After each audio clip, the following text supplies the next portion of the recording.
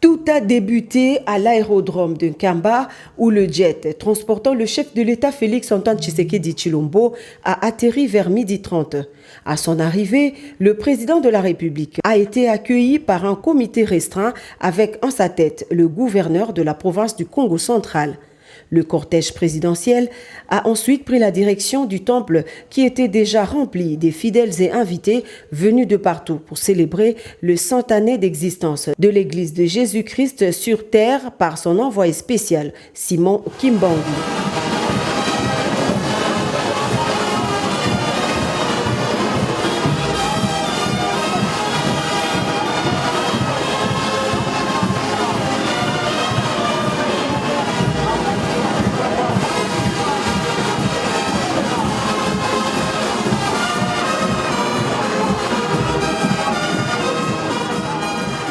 Après un bref entretien avec le chef spirituel, son éminence Simon Kimbangu Kiangani, le chef de l'État a été conduit dans le temple pour le culte. C'est sous le son de la fanfare mêlée au chant en l'honneur de leur hôte de marque que les fidèles kimbanguistes ont accueilli le chef de l'État dans ce temple mythique qui n'a laissé aucune chaise vide parmi les 37 000 places assises dans sa capacité d'accueil.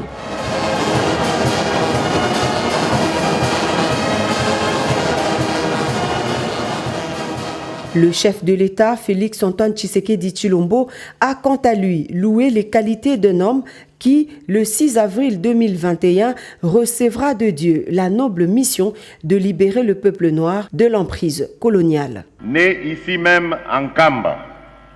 dans l'actuelle province du Congo central, un certain 12 septembre 1887, le prophète Simon Kimbangu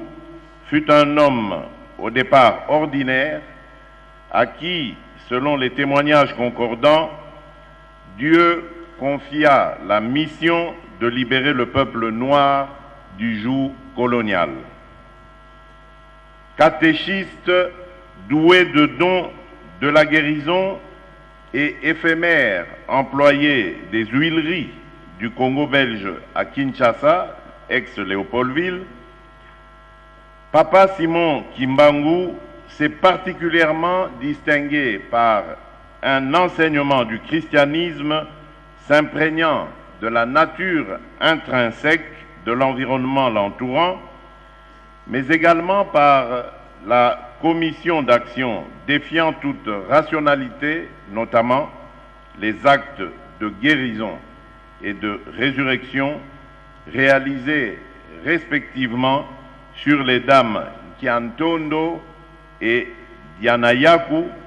à Ngombelutete au commencement de son ministère au mois d'avril 1921. Pour le chef de l'État, la commémoration du centenaire de l'église kimbanguiste doit nous rappeler le combat mené par les martyrs des indépendances africaines dont fait inexorablement partie Papa Simon Kimbangu pour s'être dressé contre l'oppression et l'injustice. Félix-Antoine Tshisekedi Tshilombo a également honoré la mémoire d'un compatriote parti du village de Nkamba, doté d'un courage et d'une endurance exceptionnelle et dont la popularité antérieurement locale s'est muée en un rayonnement mondial. Voilà qui vaut cette grande annonce qui a suscité de l'émoi chez les fidèles. Le garant des institutions de la République a chargé les présidents des deux chambres du Parlement présents à cette célébration d'inscrire pour le compte de la session en cours une loi qui fera du 6 avril de chaque année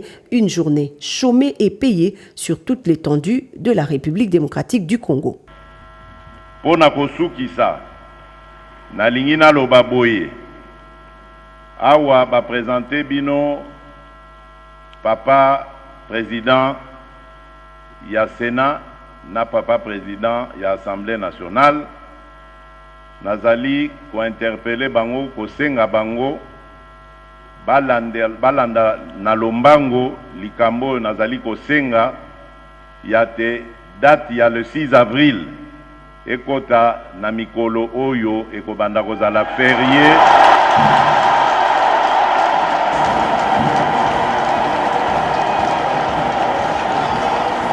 Le Le chef spirituel, son éminence Simon Kimbangu Kiangani, a remercié le président de la République pour avoir tenu promesse. Il a ensuite prié l'assistance composée de plus de 90% des fidèles kimbanguistes au respect de l'autorité établie en promettant que l'église kimbanguiste restera toujours partenaire privilégié de la nation congolaise.